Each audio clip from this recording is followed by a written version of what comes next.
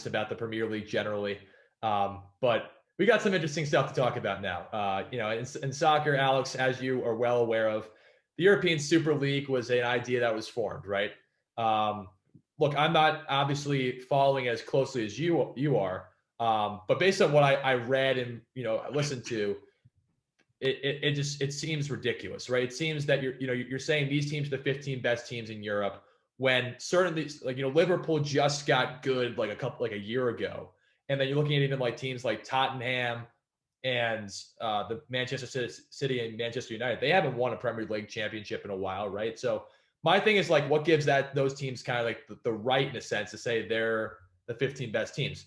But you're obviously following it closer. Why do you think the league was number one formed? And then just talk about why you think it was just not a good idea generally. Well, the league was formed for solely monetary reasons. Not Florentino Perez, who's the owner of Real Madrid, was kind of the spearhead of this, followed by Liverpool and Man U. But I think the basis behind the creation of this league, which had supposedly been in the works for 10 years now, I don't know if I buy that, was due to a lot of a lot of loss during the pandemic. Again, the owner Perez was saying that they had lost like something $400-500 million during COVID, and that the big clubs were losing money during situations like this, but weren't being compensated. And so he was upset with UEFA, and so he and these other owners of clubs such as like Liverpool, United, City, Chelsea, came together. A few Italian teams and Spanish teams too came together and formed this league where the idea is that it's a primetime game. It's like the Super Bowl every week.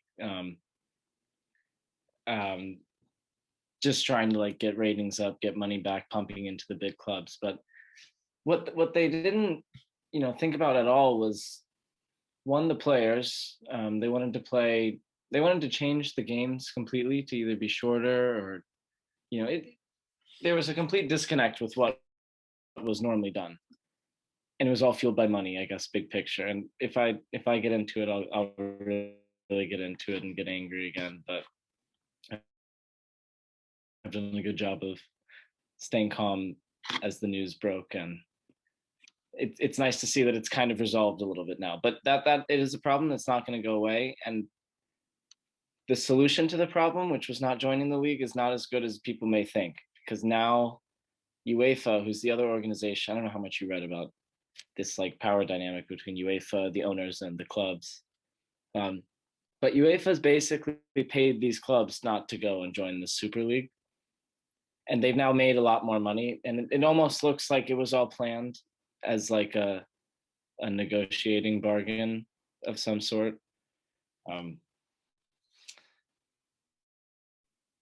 But I guess with this whole situation, I've learned that not only are the owners very, very greedy, snake-like, people, but UEFA as well.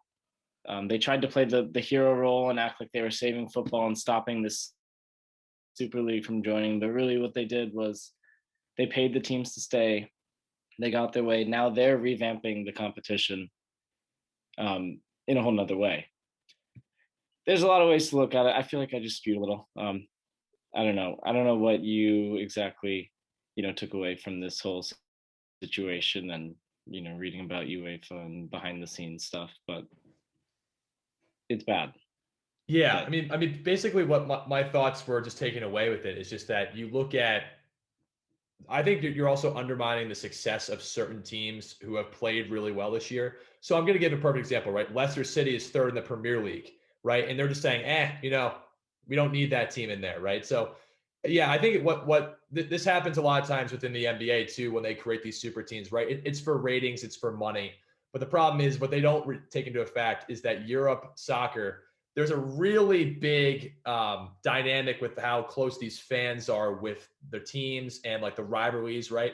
That's going to kind of dissipate a little bit if this thing was created, because fans are in Europe are really angry about it. So you're not taking the fans into account. I want to see what you thought about that angle a little bit too. Like, do you think that also is like a big reason why this didn't end up going through too, was the fact that the European connection in terms of fan bases to soccer is just so strong, and they were so against it?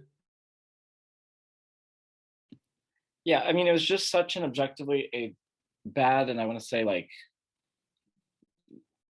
caused such an overwhelming bad reaction from the fans. It showed two things. One was that they tried to impose, another aspect of American sports here. Because if you look at a lot of the owners that were spearheading the project, a lot of them were foreign. None were actually from the place in which the team had originated. Liverpool had American owners. Man United American owners. You've got owners from Dubai with Man City, Chelsea, Russian owners, but none of them have like a cultural root to this club, and it just showed the power of the fans.